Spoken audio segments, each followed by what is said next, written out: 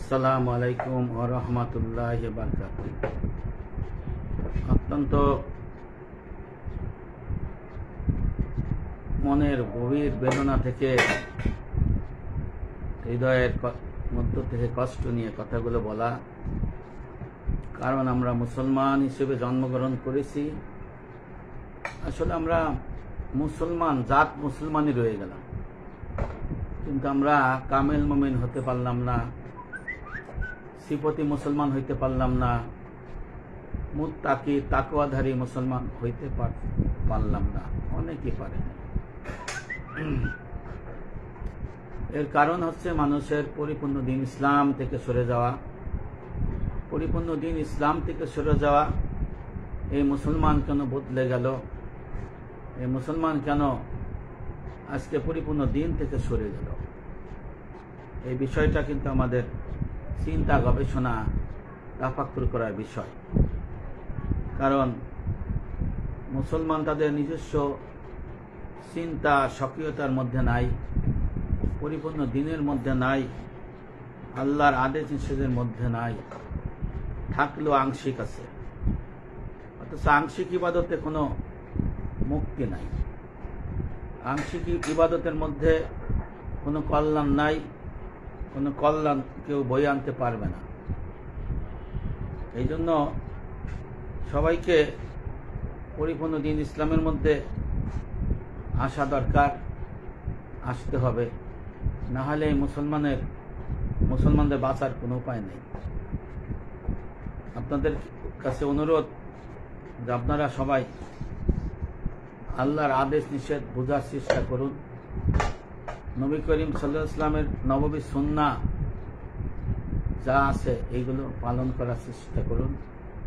তাহলে হয়তো আল্লাহ পাক মহামুক্তি সন্ধান দিতে পারে, মহামুক্তি অর্জন হতে পারে। কিন্তু দেখা গেছে কি, আমরা মুসলমান হয়েছি, মুসলমান দুই প্রকার, জাত মুসলমান, বংশ মুসলমান, আর একটা আছে কামেল মুসলমান, মুত্তাকি, পরহেজগারী, তাকওয়াধারী। এগুলো আমাদের আমল বন্দেগী করার মাধ্যমে অর্জন করতে হয়। আজকে বাংলাদেশের মানুষের মধ্যে একটা হারাম নাজায়েজ খুশির উৎসব বয়ে যাচ্ছে।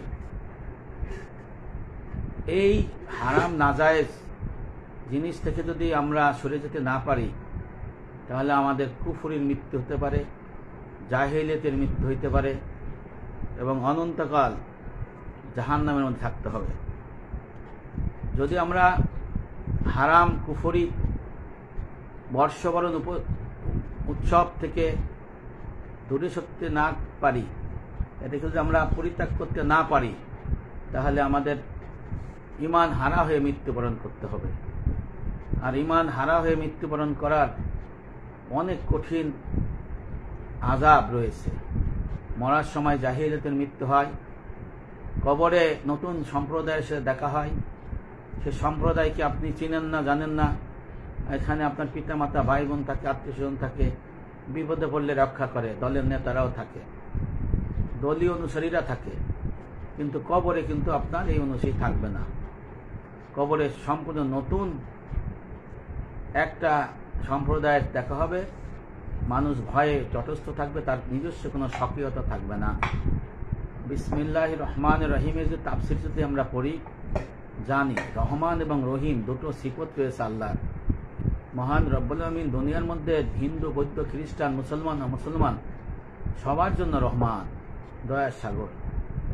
দেখবেন মুসলমান থেকে আগায় আছে বিভিন্ন দিকে, মুসলমানরা পিছিয়ে আছে।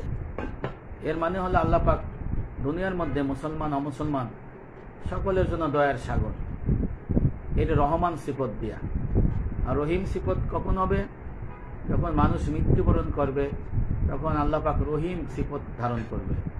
ওই রহিম সিফত শুধু আল্লাহ পাক দয়াময় তাদের জন্য হবে যারা মুত্তাকি, পরহেজগার, তাকওয়াদারী, আল্লাহর আদেশ নিষেধ, রাসূলের সুন্নাহ পালন করেছেন। তাদের জন্য আল্লাহ পাক থাকবেন রহিম, অর্থাৎ দয়াবান কবর থেকে। কিন্তু এর দুনিয়ার মধ্যে এরা যারা থাকবে তারা রহমানের সিফত নিয়ে থাকবে। মৃত্যুর পরে একমাত্র আল্লাহর অনুগ্রহ পাবে। আল্লাহ পাক রহিম হবেন তাদের যারা আল্লাহর পূর্ণাঙ্গ দিন ইসলাম মেনেছিল, পূর্ণাঙ্গ দিনের বিধিবিধান মেনেছিল এবং আমল করেছিল, মানুষকে বলেছিল, তারাই পাবে এই রহিমের, আল্লাহ রহিমের সিফতের গুণাবলীর কল্যাণ যেটা রয়েছে সেই কল্যাণ। আর না হলে আল্লাহ পাক যদি মুত্তাকি সিফতি মুসলমান কামাল মুমিন ছাড়া অন্য কাউরের প্রতি আল্লাহর করুণা দেখাবেন না, দয়া দেখাবেন না মৃত্যুর পরে। ভালো করে বুঝে নিতে হবে। তখন মানুষ ভয়াবহ আযাবের সম্মুখীন হবে। আযাবের সম্মুখীন হবে, এত আযাবের সম্মুখীন হবে, কবরকে সংকীর্ণ করে দেওয়া হবে। কবরে বিভিন্ন ধরনের জাহান্নামের ফেরেশতা নিয়োগ দেওয়া হবে, তাদেরকে কিছুই তারা শুনবে না, তাদের বিভিন্ন আযাব প্রদান করা হবে। জাহান্নামের দরজা খুলে দেওয়া হবে, সেখান থেকে কবরে সেই জাহান্নামের সেই আযাব ভোগ করবে। আবার কবরে 3 দিন নামক 99টা সাপ ছেড়ে দেওয়া হবে, যে সাপের এক একটা সাপের 7টা করে মাথা। 3 দিন নামক সাপ, 99টি সাপ, তার 7টি করে মাথা এমনভাবে কামড়াইতে থাকবে কিয়ামত পর্যন্ত, চিৎকার করবে। আল্লাহ রাসূল বলেছেন এই কামড়ের আওয়াজ যদি এই পৃথিবীর মানুষ শুনতো তাহলে সে বুক ফাইটে মরে যেত। এমন অবস্থার সম্মুখীন হবে। কারণ তাদের জন্য এটা প্রযোজ্য যারা সৎ কাজের আদেশ করে না, অসৎ কাজের নিষেধ করে না, আর হলো সৎ কাজের আদেশ দেয় না, অসৎ কাজের নিষেধ করে না, আর পিতামাতা অভিভাবক যারা তাদের সন্তানদের পরিপূর্ণ দিন ইসলামের বিধিবিধান শিক্ষা দেয় না, তাদের জন্য এই 3 দিন সাপ থাকবে। আর কবরের পরে যখন ময়দানে হাসরে যাবে তখন পিতামাতার বিরুদ্ধে ছেলেরা বাদী হবে, পিতামাতার স্বামীর বিরুদ্ধে স্ত্রী বাদী হবে, বড় ভাইয়ের বিরুদ্ধে ছেলে মেয়েরা, ছোট ভাইয়েরা বাদী হবে, মনিবের বিরুদ্ধে তার কর্মচারীরা বাদী হয়ে বলবে, হে আমার রব, এ আমার পিতা মাতা, এ আমার স্বামী, এই আমার বড় ভাই, এই আমার মনিব আমাদের দিনিয়ে লেবে মূর্খে করে রেখেছিল, এদের বিচার করুন। আবার বলবে, এরা সৎ কাজের আদেশ দেয় নাই, অসৎ কাজ থেকে নিষেধ করে নাই, হারাম নাজায়েজ পহেলা বৈশাখ উদযাপন করার জন্য নিষেধ করে নাই। হে রব, আমাদের কারো নতুন জামা কিনে দিয়েছিল, আমাদের পহেলা বৈশাখ উপলক্ষে ইলিশ মাছ পান্তা খাওয়াইছিল, আমাদেরকে মিষ্টি খাওয়াইছিল, আমাদেরকে পহেলা বৈশাখের জন্য মেলায় নিয়ে গেছিল। এই হারাম কাজের জন্য আল্লাহ আমরা ইমান হারা হয়ে মরছি। আজকে দোজখে যাইতে হবে। আল্লাহ পিতা মাতাকে, এই বড় ভাইকে, এই মনুষ্যকে, এই প্রতিষ্ঠানের প্রধানকে, প্রধান শিক্ষককে, ডাইরেক্টরকে, রাষ্ট্রপতিকে, প্রধান উপদেষ্টাকে, এই আলেমকে আপনি বিচার করুন। আল্লাহ তখন বিচার করবে। আবার হারাম আসবাব যদি রেখে যায়, হারাম সম্পত্তি যদি রেখে যায়, হারাম সম্পত্তি, দাদার সম্পত্তি যদি কয় ভাই মিলে ভাগ করে খায়, আর এক ভাইকে দেয় না, ফুফুদের দেয় না, আবার দলিল নামে হারাম জিনিস তৈরি করে তারা ভোগ দখল করে, একজনকে ঠকাইলো আর একজনকে দিল না, সমতা বিধান করলো না, আবার হারাম সম্পদ উপার্জন করে রেখে আসলো, বাবা দাদা পুলিশের চাকরি করে, বিল্ডিং গাড়ি বাড়ি বানাইয়া নিজেকে ওয়ারিশ বানাই দিছে, আমরা মিরাজপ্রাপ্ত হয়েছি, আবার সুদের মার্কেট তৈরি করে দিছে, সুদের টাকা দিয়ে বাড়ি তৈরি করছে, মিরাজ সত্যি আমরা যারা মালিক হয়েছি, এগুলো হারাম। এইগুলো হারামের উপার্জনের সমস্ত খাবার দাবার, রক্ত গোস্ত শরীর হারাম, এইগুলো জাহান্নামে যাবে, জান্নাত যাবে না, ইবাদত বন্দেগী কবুল হবে না। ময়দানে হাসরে তখন আল্লাহর কাছে বিচার করবে, বিচার দাবি দিবে, করবে, হে আমার রব, এই আমার পিতা, এই আমার বড় ভাই, এই আমার স্বামী আমাদের হারাম সম্পদ দেখিয়েছিল, হারাম উপার্জন খাওয়াইছিল, হারাম সম্পদের মিরাজ দিয়েছিল, আল্লাহ উত্তরাধিকার সূত্রে আমরা হারাম সম্পদ আমরা পাইছি, এদের বিচার করেন। তখন আল্লাহ পাক বিচার করবে, এমন বিচার করবে তাদের জাহান্নামে যাবে। এই অবস্থা যদি হয় তাহলে আমাদের এটাকে ভয় থাকতে হইব। আর একটা হলো রসুলের সুন্নাহ, রসুল যা বলছে যদি না পালন করে সে দোজখে যাবে না। বুখারী শরীফের হাদিসের মধ্যে আল্লাহ রসুল বলেছেন, আমার উম্মতের এক শ্রেণীর উম্মত জান্নাতে যাইতে অস্বীকার করবে, তারা জাহান্নামে যাবে। সাহাবারা জিজ্ঞেস করলেন, ইয়া রাসূলুল্লাহ, এরা কারা যারা জান্নাতে যাইতে অস্বীকার করবে আপনার উম্মত? আল্লাহ রসুল বললেন, যারা আমার কথা শুনে নাই, আমার সুন্নাহ মানে নাই, এরা জান্নাত যাইতে অস্বীকার করছে এবং এরা জান্নাতে যাবে না। এখন ভাইরা, আল্লাহ রসুল যখন মক্কা থেকে কাফের মুশরিক বেদিনদের অত্যাচারে নির্যাতিত হইয়া এক প্রকার পলায়ন পার হইয়া আল্লাহর নির্দেশে মদিনায় হিজরত করলেন। সেই কথাটা একটু স্মরণ করুন। আমার রসুলকে কিভাবে অত্যাচার নির্যাতন করছে। নবী নামাজ পড়তেছেন, উঠে নারী বড়ি নবীর গায়ের পর দিয়ে রাখছে। ফাতেমা রাদিয়াল্লাহু আনহা চিৎকার করে যায় কাঁদতেছে, আর নবী সিজদা দিচ্ছে, উঠে নারী ভরি আমার রসুলের শরীর থেকে সরাইতেছে ছোট্ট মেয়ে ফাতেমা। আমার রসুল ইবাদত বন্দি করতেছেন, আর কাফের মুশরিকরা আমার রসুলের গায়ে মাটি মেখে দিচ্ছে সারা শরীরে। আমার নবীর মেয়ে ফাতিমা রাদিয়াল্লাহু আনহা ছোট্ট 5 বছরের মেয়ে, সে চিৎকার করে আব্বা আব্বা করে কান্দে যায় নবীর শরীর থেকে এই মাটিগুলো সরাইতেছে, আর খাও করে কাঁদতেছিল। আমার রসুল যখন ইসলামের দাওয়াত দিছিল তখন আবু জাহেল তাকে এমন মায়ের মেরেছিল, মেরে তার কান ফাটাই দিছিল। আল্লাহ পাক ফেরেশতা পাঠাই দিছিল, জিবরাইল আলাইহিস সালাম এসে হাসছিল, নবী হাসার কারণ বলে নাই। যখন বদর যুদ্ধে আবু জাহেলদের হত্যা করে আল্লাহ পাক ফেরেশতার মাধ্যমে কান কেটে দিছিল, কান কেটে শরীরকে টুকরা করে দিছিল, তখন জিবরাইল হাসি দিয়ে বলছে, ইয়া রাসূলুল্লাহ, ওই যে আমি মক্কায় যে মারোয়া পর সাফা পর্বতে যে হাসছিলাম, আপনাকে যে মাইরে থাপড়াইয়া কান ফাটাই দিছিল, রক্তপাত করছিল, আপনাকে অনেক অত্যাচার করছিল, আমি হাসছিলাম কারণ আল্লাহ পাক বলছিল যে আমার হাবিবকে যারা কষ্ট দিবে তাদেরকে আমি ছাড়ি না। আমাকে আমার আদেশ নিষেধ না মানুক, দুনিয়ার মধ্যে হয়তো আমি বলি না, কিন্তু আমার রসুল আমার হাবিবের আদেশ নিষেধ যারা মানে না, আমার হাবিবকে যারা কষ্ট দেয়, আমার রসুলকে যারা কষ্ট দেয়, তাদেরকে আমি ছাড়ি না, ছাড়বো না।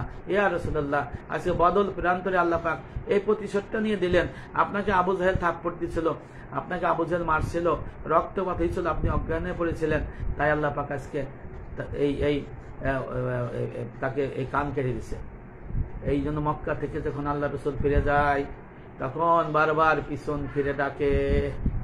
যারা গ্রাম থেকে শহরে থাকে তারা জানে গ্রামের জন্য কি মায়া, যারা গ্রাম থেকে শহরে থাকে তারা জানে গ্রামের ঘর বাড়ির পর কি দরদ, যারা গ্রাম থেকে ভিন্ন দেশে থাকে তারা জানে গ্রামের মাটির অশ্রুপ তাদের কাছে কত আপন।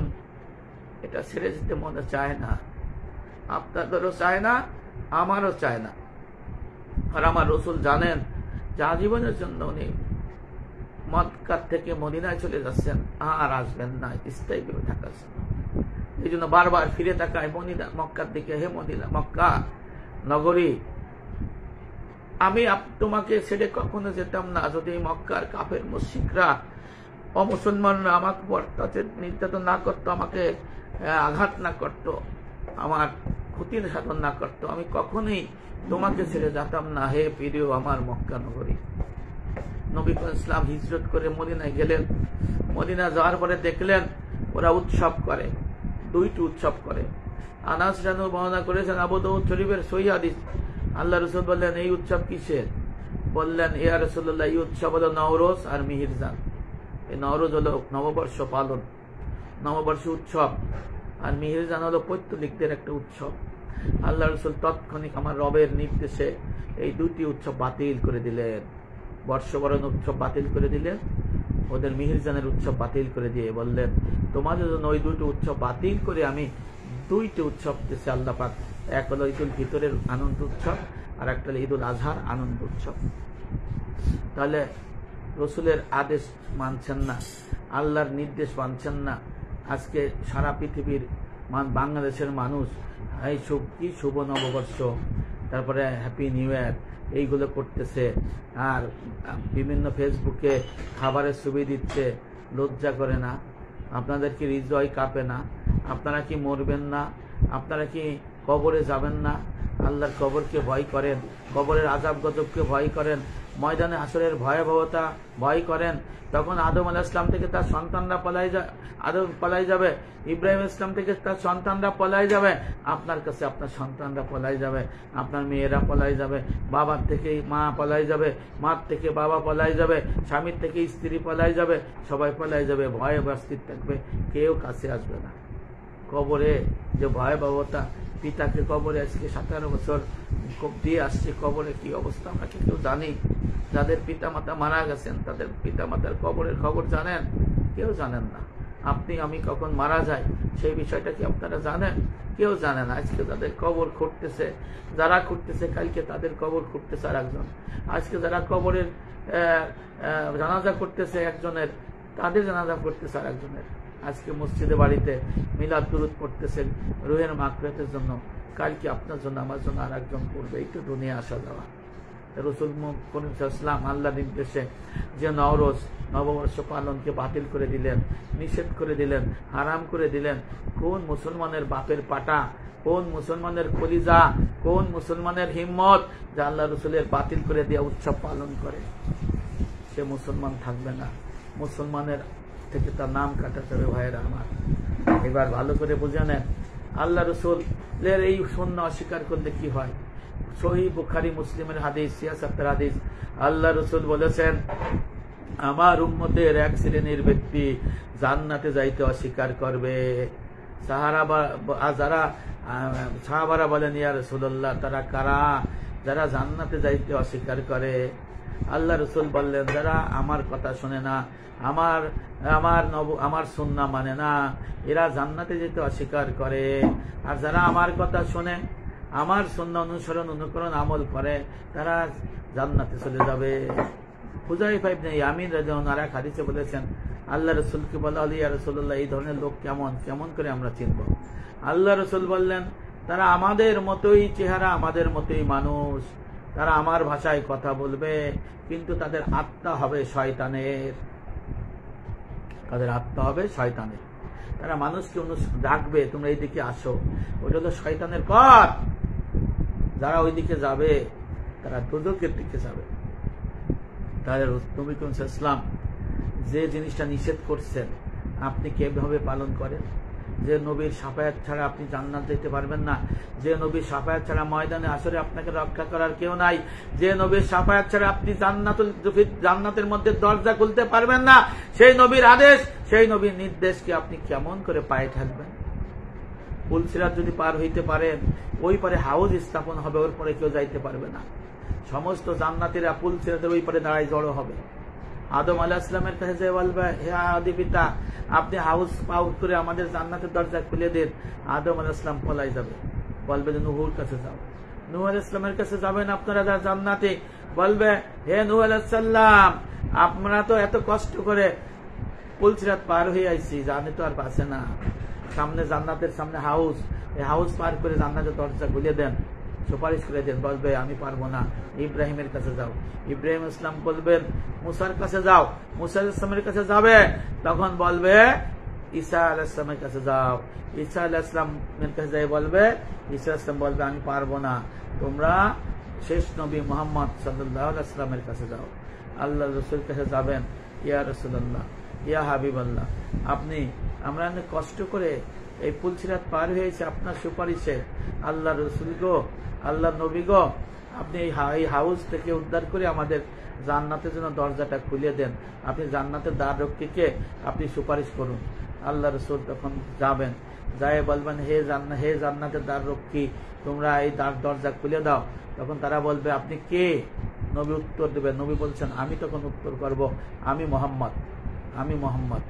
তখন বলবে, হ্যাঁ, আপনার জন্য অপেক্ষা করে আছি, কারণ আল্লাহর কাছ থেকে নির্দেশ প্রাপ্ত, আপনি ছাড়া জান্নাতের দরজার দ্বার খোলা হবে না, চাবি খোলা হবে না, আমি খুলে দিচ্ছি, আসুন, আপনার অনুসারী, আপনার যারা জান্নাত তাদের নিয়ে আসুন।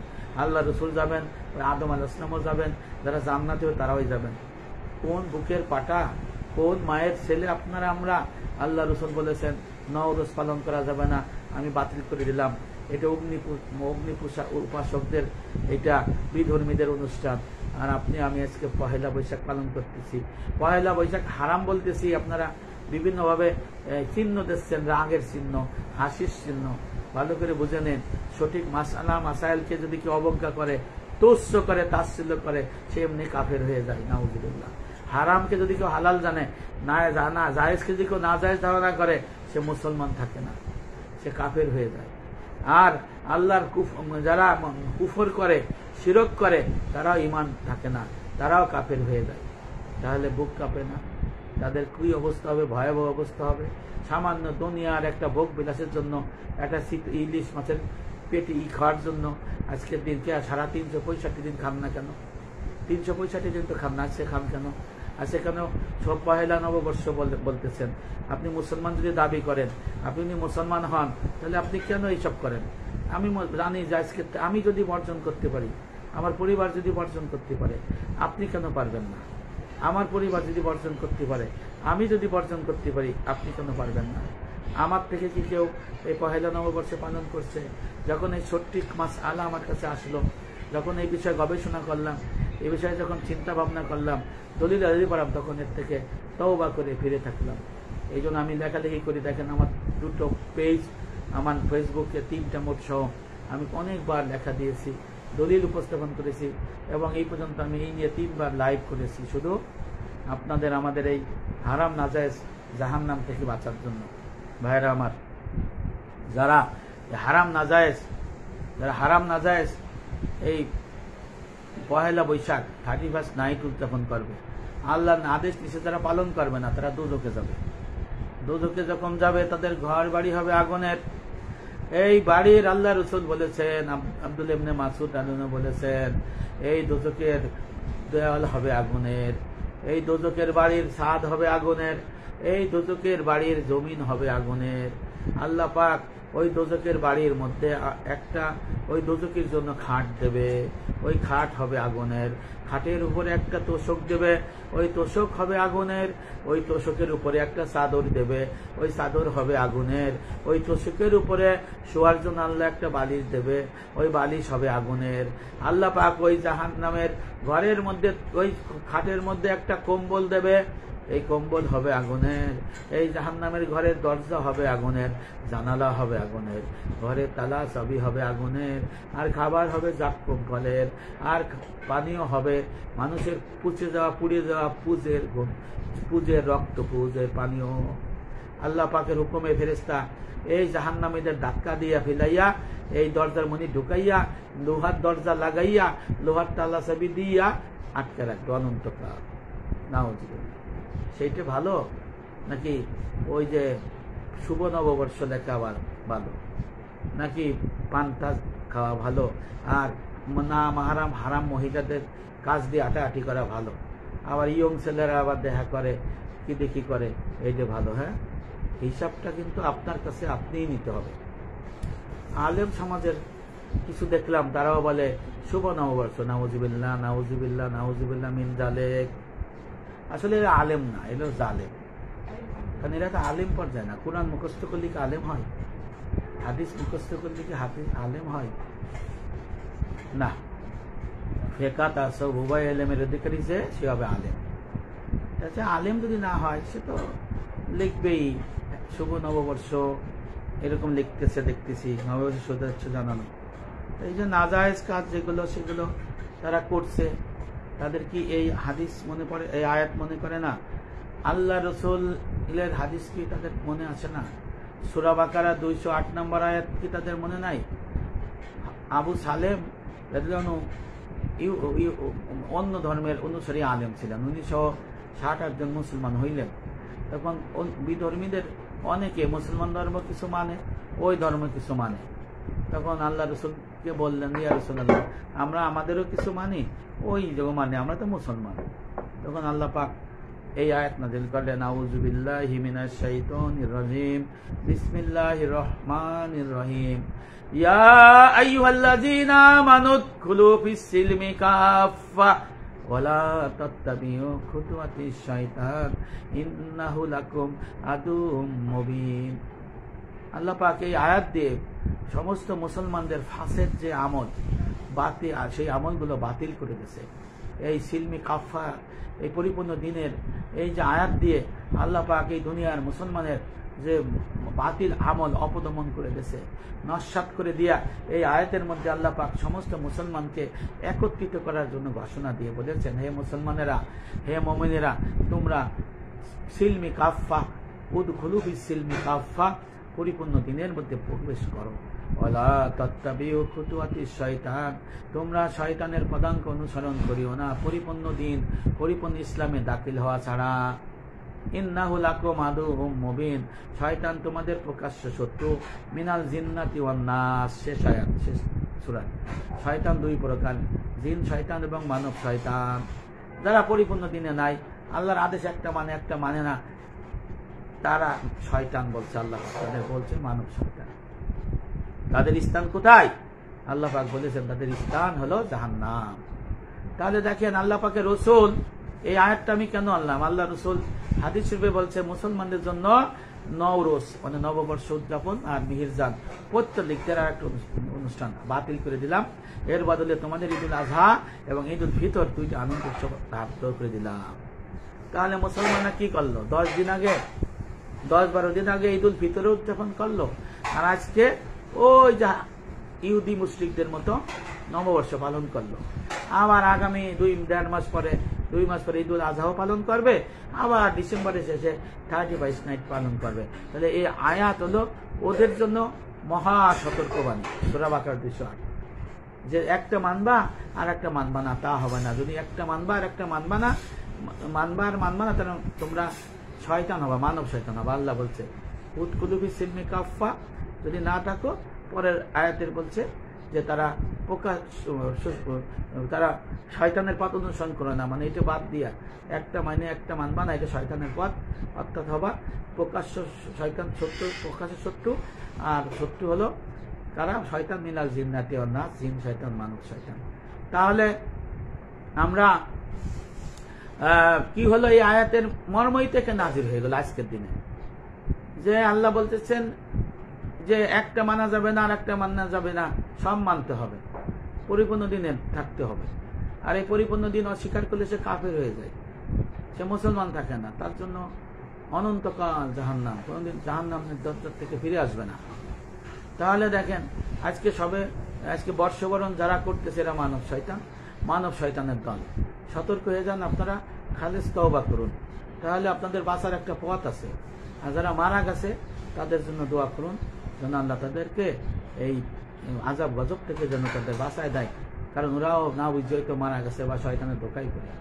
তাহলে সূরা বাকারার যে আয়াতটা বলছেন যে ইহুদিরা যারা মুসলমান হয়েছিল, একটা মানে একটা মানে না, একটা মানে একটা মানে না, একটা মানে একটা মানে না, এই জন্য একটা মানে একটা মানে না। তাহলে কি হবে? একটা যদি না মানে আর একটা যদি মানে, তাহলে সে সঠিকভাবে ইসলাম মানে থাকলো না। যে কারণে আপনারা এই বিষয়গুলো একটু খেয়াল করবেন, খেয়াল না করলে কিন্তু আমাদের ইসলামের মধ্যে আমরা পরিপূর্ণভাবে থাকতে পারবো না। আর পরিপূর্ণভাবে না থাকতে পারলে আমাদের জন্য মহা বিপদ, মহা সতর্কবাণী। যে কারণে এই আল্লাহর রাসূল যা হারাম সাব্যস্ত করে গেছে তার থেকে আমাদের দূরে থাকতে হবে, যা বলছে সেটা আমাদের পালন করতে হবে। যে কারণে আপনি এই পহেলা বৈশাখ এই হারাম জিনিস এর থেকে আমাদের দূরে থাকতে হবে। এখন যারা এইটা পালন করতেছে তাদের অবস্থাটা কি? যারা পালন করতেছে তারা আল্লাহর রসুলের সুন্নাহ অস্বীকার করতেছে, আদেশ অস্বীকার করতেছে, আল্লাহ পাকের হুকুম অস্বীকার করতেছে। এর থেকে আমাদের দূরে থাকতে হবে। আর একটা হলো ওই যে একইবার নাম দিয়েছে কি বর্ষবরণ, ওই কি বর্ষবরণ আনন্দ যাত্রা, আগে ছিল মঙ্গল যাত্রা, বা এটা আনন্দ যাত্রা না, জাহান্নামের পথের যাত্রা। জাহান্নামের পথের যাত্রা হলো এখানে ফেসা, বান্দর, তারপরে বিভিন্ন পশু পাখি, জীবজন্তু, মানুষের বিকৃত চেহারা, এই নিয়ে অমঙ্গলের দোলাচলে চলে। এরা এইসব যারা করে তারা কিন্তু মুসলমানের মধ্যে থাকে না। হ্যাঁ, এরা শিরক এগুলা, কারণ আল্লাহ পাক তো নিজেই তার সবকিছু নির্ধারণ করে রাখছে যে কিভাবে কি হবে না হবে। যে কারণে এই বিষয়গুলো কিন্তু আমাদের চিন্তা ভাবনা করতে হবে। আসলে আমরা কি করতে যাচ্ছি? বাহবা দিতেছি, সমর্থন করতেছি। হারামের আসবাব কি? হারাম। হ্যাঁ, চুরিও করা চুরি করা যারা করে তারা সাহায্য করা হতা। এই জন্য আমাদের এই বিষয়গুলো খেয়াল করতে হবে, বুঝতে হবে। হারামের আসবাব হারাম, হারামের আসবাব হারাম, হারামের আসবাব হারাম। মদ খাওয়া হারাম, মদ হারাম, মদের পাত্র হারাম। এইগুলো থেকে আমাদের বাঁচতে হবে। আর মঙ্গল, এই নববর্ষের মধ্যে মঙ্গলের কোনো কিছু নাই। আল্লাহ পাক দিনের পর রাত দিয়েছে, রাতের পর দিন দিয়েছে। কোরআন এই জানাই দিয়েছে যে আমি দিন এবং রাতকে পরস্পর অনুগামী করছি। রাতের পরে দিন, দিনের পরে রাত, রাতের পরে দিন, দিনের পরে রাত। কোনোটার মধ্যে কোনো কল্যাণ আল্লাহ পাক এইভাবে স্পষ্টভাবে বলে দেয় নাই। এই বিষয়গুলো কিন্তু আমাদের খেয়াল করতে হবে। এই জন্য আমাদের এই সিলমি কাফার মধ্যে প্রবেশ করতে হবে। যদি সিলমি কাফার মধ্যে প্রবেশ করতে পারি তাহলে আমরা কিন্তু সিলমি কাফার মধ্যে যদি প্রবেশ করতে পারি তাহলে আমরা আল্লাহর আযাব গজব থেকে রক্ষা পাইতে পারি। আর একটা বিষয়, অনেকে বলতেছে যে ওই নববর্ষ ভাতা, ওরে আমার আল্লাহ, হারাম জিনিসের উৎসবের টাহা নিয়ে আপনারা এটারে জায়েজ প্রমাণ করতে চান কোন সাহসে? হ্যাঁ বলেন তো দেখি, কোন সাহসে? যারা এই হারাম নববর্ষের ভাতা খাইছেন তারা হারাম খাইছেন। পৃথিবীর কেউ এটাকে হালাল জায়েজ বলতে পারবে না। এখন কিছু তথাকথিত নাকে জালেম যারা আজকে চুপ আছে, দেখবেন চুপ। একটা কথা আছে আলেমদের কাছে, দেখছেন যাদের আপনারা আলেম জানেন, এই যে 2 দিন না 3 দিন আগে লক্ষ লক্ষ লোক গেলেন, এই লোক কি কিছু বলছে এরা যে নববর্ষ নিয়ে? শুনছেন নি, দেখছেন নি? আরে বলবে না তো। অনেকে তো সেই ইহুদিদের সেবাদাস, অনেকে বিদেশিদের সেবাদাস। এই দেশের মুসলমানদের ধর্ম অনুভূতিতে আঘাত করে তারা ফায়দা তুলতে চায়। হ্যাঁ, এরা রাজনীতি করতে চায়, কিন্তু আসলে রাজনীতি আর ধর্মনীতিটা আলাদা, উল্টা। এর সাথে বাংলাদেশের রাজনীতির সাথে ধর্মের কোনো সম্পর্ক নাই, আবেগ নিয়ে খেলা করে। এই যে নববর্ষের উপলক্ষে সাউন্ড যদি শোনা যায়, একটু জানাই দেন তো। একজন লিখে সাউন্ড শোনা যাচ্ছে, আমি ওই ওই কানেরটা খুলে দিছি। সাউন্ড যদি শোনা যায় একটু লিখে দেন, সাউন্ড শোনা যাচ্ছে। তাহলে এই যে আপনার বৈশাখী ভাতা, শোনেন, হারামের আসবাব হারাম। পয়লা বৈশাখের অনুষ্ঠান উদযাপন হারাম, হারাম, হারাম। কিয়ামত পর্যন্ত কেউ এটাকে হালাল বলতে পারবে না, জায়েজ বলতে পারবে না। কোন মুসলমান পারবে না যদি যে আল্লাহরে বিশ্বাস করে, রসুলকে বিশ্বাস করে। আর আল্লাহ রসুলকে যে বিশ্বাস করে না সে বলবে এটা হালাল জায়েজ। তাহলে হারামের আসবাব হারাম, পয়লা বৈশাখ হারাম, কৃষ্টি কালচার হারাম, খানা দানা হারাম, গিফট দেওয়া হারাম, কেনা বেচা হারাম, অনুষ্ঠান মেলা করা হারাম। এই উপলক্ষে আপনারে টাকা দিয়েছে সরকার, ভাতা। এখন আপনি বলতেছেন আমি টাকা নিছি, কিন্তু আমি তো ওই কাজে ব্যয় করব না, আমি গোস্ত খাবো অথবা আমি মসজিদে দেবো। আচ্ছা কোন তো আপনার দিল হলো খাইতে, আপনি ব্যয় করতেছেন আর এক কাজে, তাহলে আর একটা চিটারি না? এইটা একটা প্রতারণা। আপনি 10 কত দিয়ে টাকা নিলেন যে আমি পহেলা বৈশাখের উৎসব বার্তা নিলাম, এখন নিয়া পকেটে ধুইয়া কইতেছেন না আমি তো ওই নববর্ষ পালন করবো না, টেহা তো নিলাম। তাহার সাথে নববর্ষ পালনের কি মানে নববর্ষ পালনের সম্পর্ক কি? আপনি নিলেন হারাম জিনিসের টাকা, এখন নিয়ে পকেটে থাকেন। যেন ওই যে মিরাজ না, দাদার সম্পত্তি রয়ে গেছে, চাচারা শক্তিশালী আর এক চাচারে দেয় নাই, ফুফুরে দেয় নাই। আবার দাদার সম্পত্তি রয়ে গেছে, হ্যাঁ 2-3 মিলিয়ে নিয়ে গেছে, সব লিখকে একজনের দেয় নাই। আবার দাদার সম্পত্তি রয়ে গেছে, চাচাতো ভাইরা জোর করে খায়। আবার দাদার সম্পত্তি রয়ে গেছে, ওই অন্যরা খাইয়ে ফেলাইতেছে না। এটা কি হারাম না? ওই বৈশাখী উৎসব একই হারাম। ওই হারাম মিরাসের টাকা খাওয়া যেমন হারাম, সম্পদের খাওয়া হারাম, এইটাও হারাম। সুদ ঘুষের টাকা খাওয়া যেমন হারাম, এই বৈশাখী হারাম। বৈশাখীর নববর্ষ ভাতা খাওয়া হারাম। এই ভাতা চাইয়ে যে নামাজ পড়বে, নামাজ কবুল হবে না। রোজা থাকবে, রোজা হবে না। এর কোনো টাকা যদি হজে যায় কবুল হবে না। ঘর বাড়িতে লাগাইলে নিজের জন্য, সেই ঘর বাড়িতে ইবাদত করলে ইবাদত কবুল হবে না।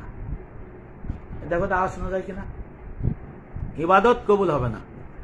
যে কারণে এই বাহানা চলবে না যে আমি এই পহেলা বৈশাখ, আমাকে অনেকে লিখে পাঠাইছে যে আপনি লেখলেন যে নববর্ষের বৈশাখী ভাতা খাওয়া হারাম, কিন্তু আমি তো সেই কাজে ব্যয় করতেছি না, আমি ভালো কাজে ব্যয় করব। আসলে এটা আল্লাহর সাথে প্রতারণা করা, ধোকা। আল্লাহ কি ধোকা বাসদের পছন্দ করে? করে না। লোভ কেন? এত অবৈধ লোভ লালসা ত্যাগ করতে হবে। যে জিনিস হারাম সেই জিনিস আপনি নিয়ে লাফালাফি করতেছেন, হ্যাঁ, সেই জিনিসে আপনি সেইটাকে, নবী যেটা না করছে সেইটা আপনি করতেছেন। নবী বলে দিয়েছে এই নওরোজ নওরোজ নওরোজ নওরোজ অর্থাৎ নববর্ষ, এই উৎসব বাতিল। এখন আপনি আমি বলতেছি নববর্ষ আমাদের করতে হবে, এই নববর্ষের টাকাও আমাকে খাইতে হবে, মানে তাহলে কি বলবো, আর বলার কিছু নাই। হ্যাঁ, এইগুলো সহজ জিনিস যদি না বুঝেন, সুদ খোরের সাথে সুদের লেখক সুদের সাক্ষীও একই, টাক আছে সুদখোর, কিন্তু সাক্ষী হলেন আপনি, সমান গুনাহ। এই জন্য ভাই এই সত্য জিনিস বুঝতে হবে।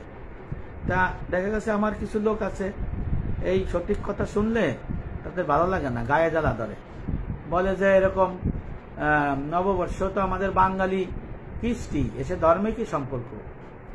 আপনি আগে মুসলমান, তারপরে বাঙালি বাংলাদেশি, পরিষ্কার। আপনি আগে মুসলমান, আপনার ঈমান আগে, তারপরে আপনার অন্য কর্ম। আমাদের ইসলাম ধর্মের বিধান হলো, যদি আপনি কুফরি রাষ্ট্রে বসবাস করেন তাহলে আপনাকে হিজরত করে মুসলমান রাষ্ট্রে চলে যেতে হবে। মুসলমান যেখানে বাস করে এটা হলো তার জন্য ফরজ হয়ে যায়। আর এমনি কিন্তু আপনার মুসলমান রাষ্ট্র বা মুসলমান দেশে বাস করা কিন্তু আপনার ক্ষতি না হইলে কিন্তু হিজরত করা যায় না সেই ক্ষেত্রে। যে কারণে অনেকে বলে যে আমরা আমাদের কৃষ্টি এই পয়লা বৈশাখ। আচ্ছা, এই যে আপনারা জানেন সবাই কেউ এই যে মঙ্গল শোভাযাত্রা আর এখন এই যে কি বর্ষবরণ দোলা যাত্রা হইল, হ্যাঁ, ওই যে মূর্তি চুর্তি বানাই টানাইয়া পেশা বান্দর সান্দর লইয়া, এটা কবে হয়েছে? 1989 সালে। 1989 সালে ঢাকা ইউনিভার্সিটির চারুকলা বিভাগ, একটা হারাম বিভাগ আছে, এর কাজ কাম সব হারাম। হ্যাঁ, এখানে যে আল্লাহর শরীয়তের বিধানের বাইরে যে এরা ওই যে চিত্র অঙ্কন এইসব করে বেড়ায়, যে কারণে এইগুলা এরা 1989 সালে তৈরি করছে এই মঙ্গল যাত্রা।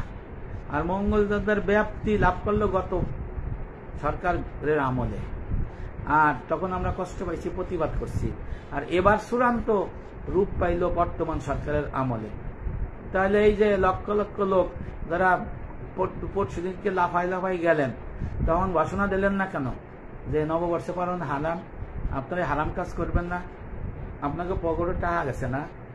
অধিকাংশ লোক আলিয়ার থেকে গেছে, এরা ভাতা পায়, সরকার বৈশাখী ভাতা দেয়, ভাতা খায়। এই ভাতা খাইলে কি হবে? হারাম। হারাম জিনিস খাইলে তার রক্ত হারাম, গোস্ত হারাম, শরীর হারাম। হ্যাঁ, এই দেহ দোজখে যাবে, জান্নাতে যাবে না, এবং তার ইবাদত বন্দি কবুল হবে না। এই জন্য এই বিষয়গুলো নিজে ফাইসে যায় দিকে, তখন তারা আর এই দিকে মুখ খোঁজে না। অনেক যে কথা বলছে, অনেকে বলে যে এটা আমাদের বাঙালির কৃষ্টি, এর মধ্যে হায়দারি চাবরা এইসব কথা বলে কেন? আগে মুসলমান, তারপর বাঙালি বাংলাদেশি। আপনার দুটো কথার মধ্যে এর উত্তরটা দিয়ে দেয়। আল্লাহ রাসূল হিজরত করে যাওয়ার পরে এই দুটো উৎসব বাতিল করে দেয় আল্লাহর হুকুমে। একটা হলো নওরোজ নববর্ষ, আর একটা হলো মিহিরজান। এই নববর্ষ বাতিল করে দিয়ে আল্লাহ রাসূল বললেন, এই দুটো উৎসব বাতিল করে দিয়ে আমি তোমাদের জন্য দুটো আল্লাহ পাকের হুকুমে উৎসব নির্ধারণ করলাম, ঈদুল ফিতর আর ঈদুল আজহা। তাহলে একটা প্রশ্ন উত্তর পারলাম। 2 নম্বর হলো যে আল্লাহ পাক তো উৎসব আর একটা দিয়ে দিচ্ছেন নবীর মাধ্যমে, ঈদুল ফিতর ঈদুল আজহা। এইটা হলো আপনার আমার মুসলমানের সৃষ্টি কৃষ্টি। আর যে অনুষ্ঠানে হারামের আসবাব থাকে, যে অনুষ্ঠানে নাজায়েজ আসবাব থাকে, সে অনুষ্ঠান হারাম নাজায়েজ, সেখানে যাওয়া যাবে না। যাওয়া গেলে ঈমান থাকবে না, সমর্থন করা যাবে না। তাহলে কি হবে? ওই গুনাহ হবে। এই জন্য দেখেন, হিসাব করে আমাদের চলা উচিত। এই কথা কিন্তু বলছে না। আজকে দেখেন প্রধান শিক্ষক কি করে, ছেলে ফেলেদের নিয়া এরা এই হারাম ওই রাষ্ট্রের হুকুমে এই যাত্রা করে, নববর্ষ পালন করে। আল্লাহর কসম, এই প্রধান শিক্ষক দুদকে যাবে। আর এই ছাত্ররা এই প্রধান শিক্ষকের বিরুদ্ধে বিচার দাবি করবে। মাদ্রাসার অধ্যক্ষ, কলেজের প্রিন্সিপাল, বিশ্ববিদ্যালয়ের ভাইস চ্যান্সেলর, হ্যাঁ, এরা দুদকে যাবে যদি এই হারাম কাজ থেকে মানুষকে দূরে না রাখে। তারা যদি সাথে করে হারাম কাজ করে, তারা কি দুদক থেকে বাঁচতে পারবে? পারবে না, কারণ তারা তো ইচ্ছে করলে এমন বলবে রাষ্ট্রের বিষয়। রাষ্ট্রের বিষয় শোনেন, আইন চলবে সৃষ্টির হুকুমে। হ্যাঁ, মানুষের আইন কিন্তু চলে না, হাদিসে আছে। এখন আমরা মাজলুম হয়ে যায় অনেক ক্ষেত্রে। এখন তো ফ্যাসিস্ট সরকার নাই, যারা বলে ফ্যাসিস্ট, আমার দৃষ্টিতে এখন হলো বড় ফ্যাসিস্ট। ফ্যাসিস্ট কি, ফ্যাসিবাদ কি মানে কেউ বুঝে? যে সংবিধান যা আছে এই অনুযায়ী যে রাষ্ট্র ক্ষমতা চালাবে এই ফ্যাসিস্ট। এক না একতন্ত্র, একক কাজ করবে, জোর জুলুম করবে। আমাদের সংবিধানের মানে হিসাব আপনার নিয়ন্ত্রণ করতে গেলে যা দরকার, এই জন্য অতিরিক্ত বল প্রয়োগ করতে হয়, মত বাতিল করতে হয়, সে তাকে ফ্যাসিস্ট বলে, ফ্যাসিজম বলে। এটা তো আমাদের স্বাধীনতার পর থেকে হচ্ছে না, এই ব্রিটিশ যুগ থেকে হচ্ছে। নীলকরদের আচরণ, নীলকরদের অত্যাচার, তারপরে আমাদের পাকিস্তানের যে হারামি পাকিস্তান, হ্যাঁ, এদের যে নরঘাতক পাকিস্তান, নরহত্যাকারী পাকিস্তান, এরা আমাদের যে বিভাজন করে আমাদের যে অত্যাচার নির্যাতন করছে, এরারও বড় ফ্যাসিস্ট, ফ্যাসিজম, ঠিক না? তারা আমাদের লক্ষ লক্ষ মানুষ হত্যা করছে, মা বোনদের ইজ্জত লুণ্ঠন করছে, হ্যাঁ, আমাদের বুদ্ধিজীবীদের হত্যা করছে। এই পাকিস্তান নরঘাতক, এই পাকিস্তান নরঘাতক, এই পাকিস্তান, এই অত্যাচারী, এই হত্যাকারী, এই মানবাধিকার লঙ্ঘনকারী, এই পাকিস্তান হলো বড় ফ্যাসিস্ট। এরা হলো ফ্যাসিস্ট। এদের সরকার ছিল ফ্যাসিজমের সরকার। বাংলাদেশ স্বাধীন হওয়ার পরে দেশকে কন্ট্রোল করতে যে যদি কেউ অত্যাচার নির্যাতন করে, বল প্রয়োগ করে, সে ওই সূত্র ধরে আসে। এখানে বঙ্গবন্ধু শেখ মুজিবুর রহমান জাতির পিতা, ওনার সময় বল প্রয়োগ হয়েছে, খন্দকার মুস্তাকের সময় বল প্রয়োগ হয়েছে, ৭০০০ সৈন্য মারা গেছে।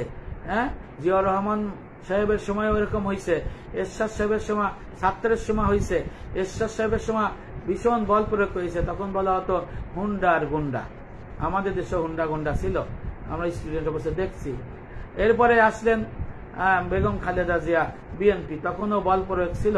তারপরে আসলেন তত্ত্বাবধায়ক সরকার, মাঝখানে ছিল বল প্রয়োগ। তারপরে আসলেন শেখ হাসিনা, তখনও বল প্রয়োগ ছিল।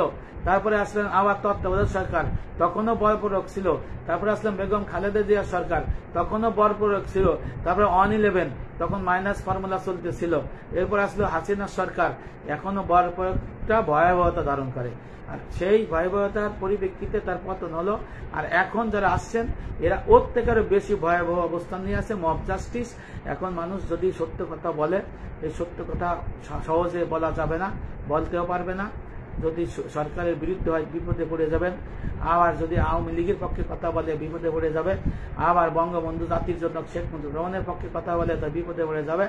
আবার এই দেশের অগ্রদূত যে উন্নয়নের কাণ্ডারি শেখ হাসিনার কথা বলে, তাহলে মানুষ বিপদে পড়ে যাবে। এইগুলো কি ফ্যাসিস্ট না ফ্যাসিজম? আমার মূল বক্তব্য, শেখ হাসিনা সরকার ফ্যাসিস্ট ছিল। মাদ্রাসায় মহিলা শিক্ষিকা নিয়োগ করলো, আমরা প্রতিবাদ করছি।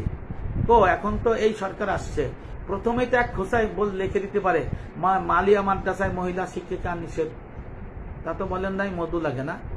এরপরে উচিত ছিল যে পহেলা বৈশাখ স্কুল কলেজ মাদ্রাসা থেকে চলবে না, যে যে পারে সে করুক, কিন্তু মুসলমানদের জন্য এই উৎসব নয়।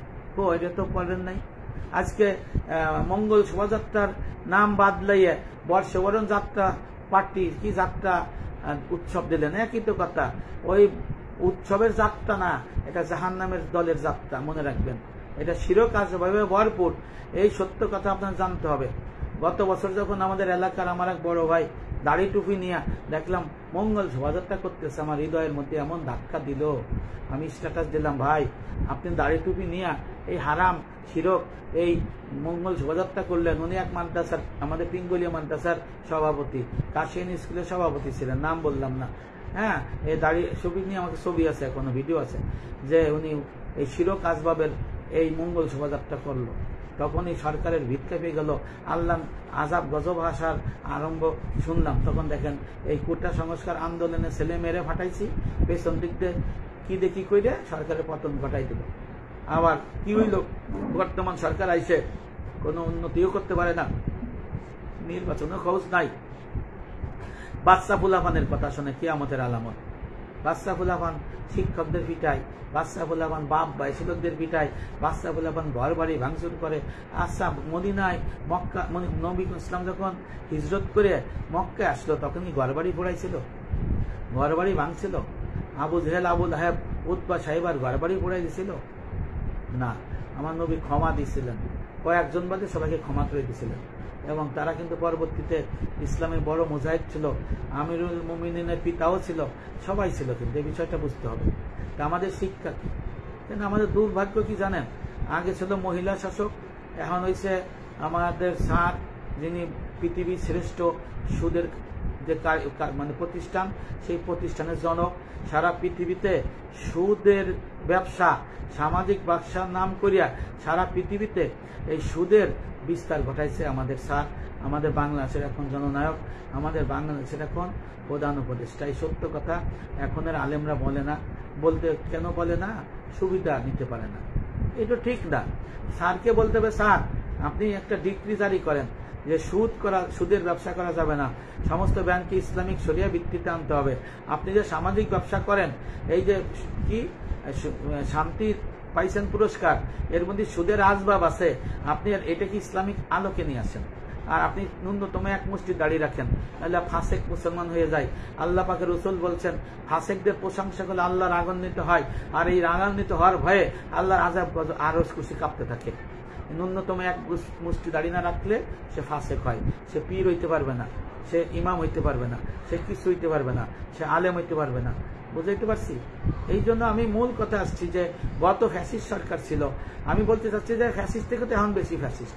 তাহলে আজকে কেন এত পয়লা বৈশাখে ছুড়ে দিতেছে, রাজধানী শহরে দলে বলে যাইতেছে, আইতেছে দাইতে আইতেছে, রমনা বটমূলে ভরপুর, বিভিন্ন জায়গায় ভরপুর, হোটেলে আর রেস্টুরেন্টে আজকে অনুষ্ঠান হবে, কালকে অনুষ্ঠান হবে, মহিলা নিয়ে নাচানাচি হবে, আল্লাহু আকবার।